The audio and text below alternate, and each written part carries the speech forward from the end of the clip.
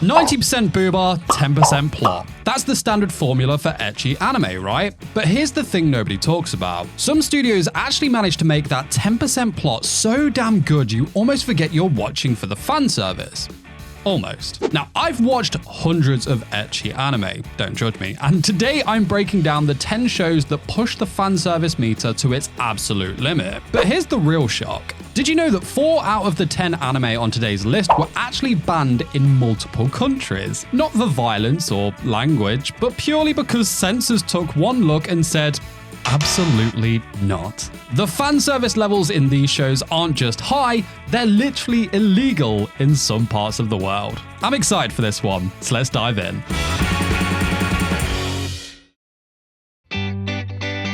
So, Infinite Stratos. This is what happens when someone asked, what if we take Gundam, but make it a harem anime? The whole premise is ridiculous in the best way. You've got these awesome mech suits called IS that only women can pilot, except for our boy Ichika, who can do this somehow. And instead of being studied by scientists or recruited by the military, they send him to an all-girls school. It's a genius move. Now, the show offers some really cool concepts: international tensions over IS tech, terrorist plot, and some really impressive mech designs. And while these elements set up engaging political conflicts and action sequences, the series, well, it frequently pivots to the fan service moments. One minute you're watching diplomatic standoffs, the next you're at a beach. It's freaking amazing, and I love this show. However, Ichika remains oblivious to his situation throughout the entire series. In fact, he's infamous for this. Girls from different countries compete for his attention, literally breaking through walls to reach him, yet he interprets their advances as simple friendliness or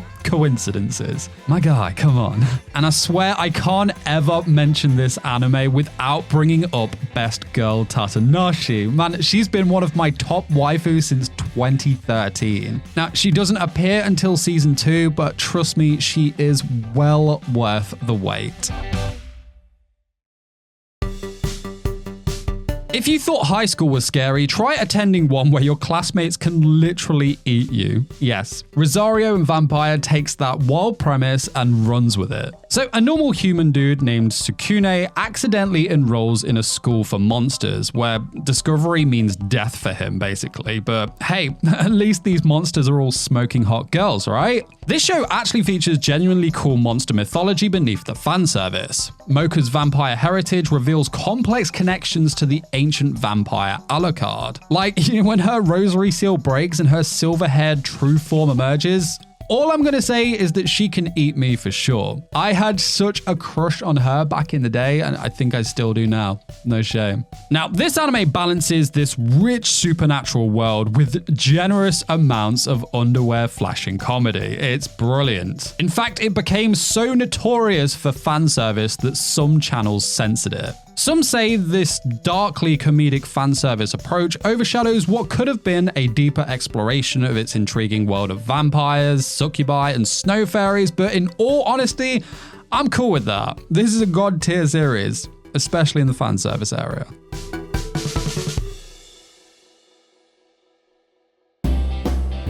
Okay, trading supernatural monsters for extraterrestrial felines. Yes, Cat Planet Cuties gives us what happens when sci-fi meets cat ears and scantily clad heroines. Kyo Kakuzu's ordinary high school life gets turned upside down when Eris, a cat girl from another planet, decides his house is the perfect alien embassy. And she bought friends with guns. Big ones. The show desperately wants you to believe it's about interplanetary relations and high-tech alien discoveries, but fan service. There's actually a decent fish out of water comedy buried somewhere in here, with Eris and her fellow aliens trying to understand Earth culture in genuinely funny ways. The interstellar politics and advanced weapons could have made for an awesome sci-fi adventure, but instead we got a lot of fan service. And again, that's all good with me. I think that's the only reason I watched it. So instead of serious, we've got like the cat thing of a rocket scientist being distracted by a laser pointer, and then the camera fixates on cattails and convenient bath scenes, all instead of exploring alien civilizations. Like, just when a diplomatic crisis unfolds, gravity unexpectedly intensifies around specific body parts of these characters. It's rad.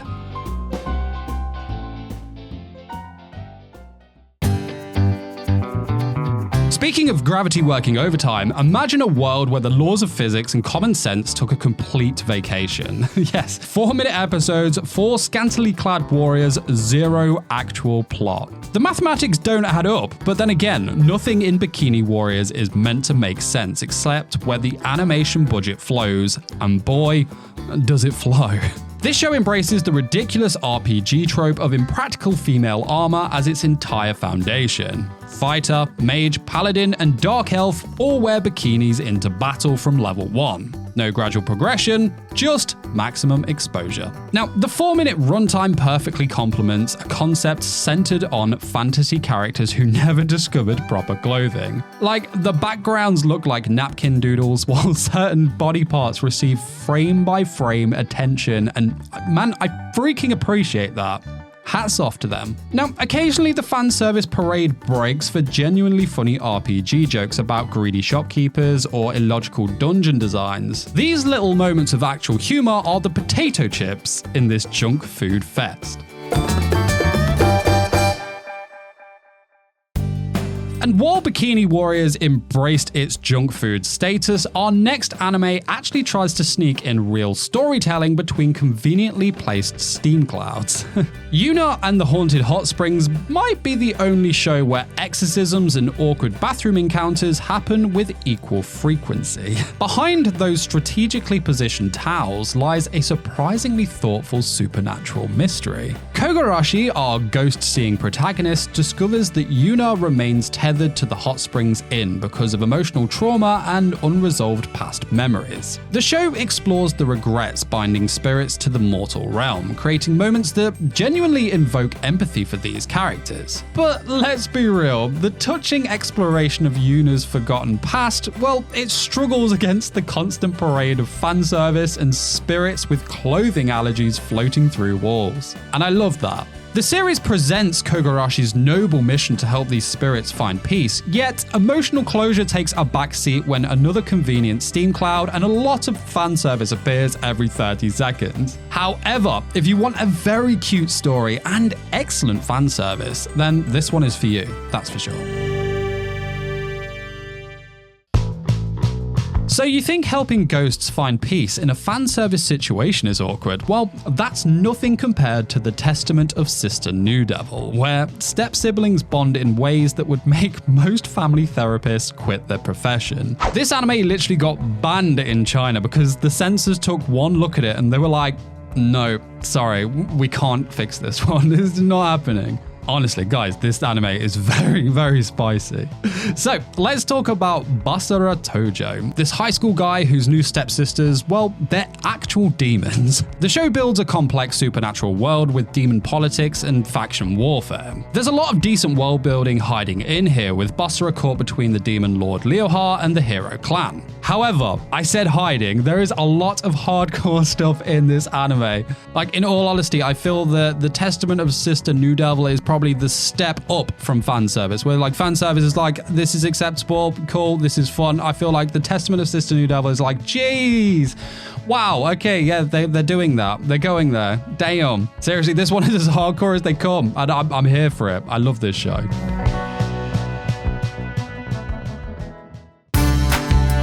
Forget detective mysteries with fancy crime scenes. Hensuki gives us a teenage Sherlock Holmes trying to solve the case of who left their panties with my love letter. And let me tell you, this might be the strangest whodunit ever created. Though I've got to say, the whole mystery hook is actually pretty genius. Our main guy, Keiki, finds this anonymous love letter with underwear attached, and suddenly he's on this wild goose chase to identify his secret admirer. Every potential suspect has some absolutely bonkers fetish that would make experienced anime fans blush. But what's surprising is how the mystery genuinely keeps you guessing. Keiki interrogates each girl like he's running some perverted version of Clue with undergarments instead of candlesticks, you know? I'm talking like Sayaki did it in the gymnasium with the pantsuit.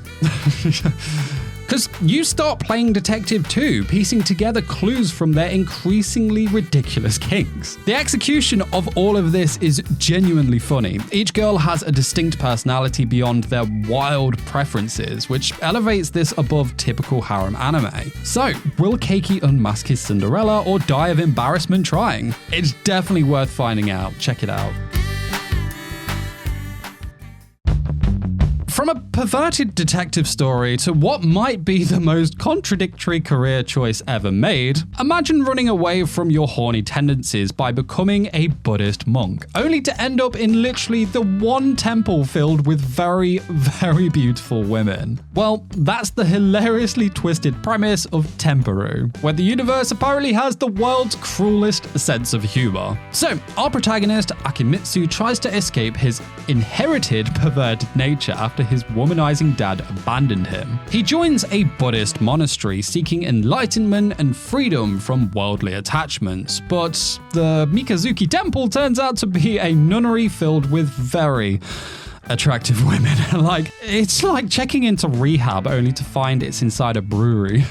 I love Temperu, man. It creates constant tension between Buddhist principles and Akimitsu's physical desires. The show follows his struggles to maintain celibacy while the universe bombards him with temptations. It's literally a spiritual endurance test of how much torture one horny monk can withstand.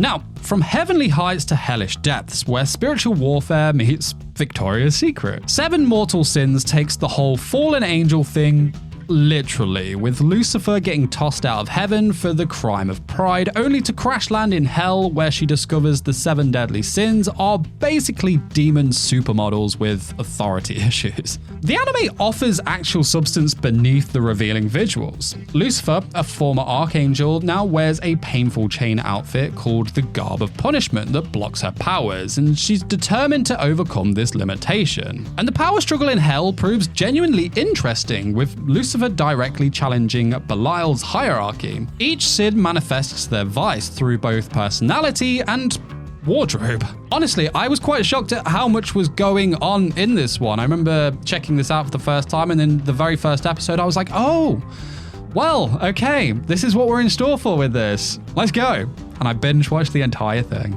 Go check it out. Speaking of questionable relationships, what do you get when a homeless middle school boy becomes the caretaker for a bunch of college women? Well, Mother of the Goddess's Dormatory takes that inappropriate premise and somehow evokes emissions beyond eye-rolling at the fan service. Koshi Nagumo loses everything in a house fire, and the college girls adopt him like a stray puppy and make him their dorm mother. And with all the questionable stuff going on within this dormitory, I presume that child protective services seem non-existent in the universe of this anime. However, the show surprises us by building a genuine makeshift family. Each girl carries personal struggles. We've got Atena with her intense fear of men, and Minoru creating sketchy chemicals that would shut down any legitimate lab. It's cute as we watch this middle schooler become their emotional anchor. But just as their bond becomes meaningful, someone's clothes will vanish and all of a sudden they're bathing together. The heartwarming found family dynamics, well, they constantly clash with the inappropriate fan service elements of this anime. Definitely worth a shot. And that's the thing about ecchi anime, right? The best ones pull off this crazy balancing act between plot and actual plot. There's plenty of amazing ecchi shows out there that serve up both, giving you a legit story to follow while also delivering the fan service that you came for. But let me ask you this, what's happened to fan service in modern anime? How has it evolved over the years to adapt to the current times? Well, check out this video here where I deep dive into that. I think you'll love it. I really do. So I'll see you over there. Till then, take care. Peace, peace.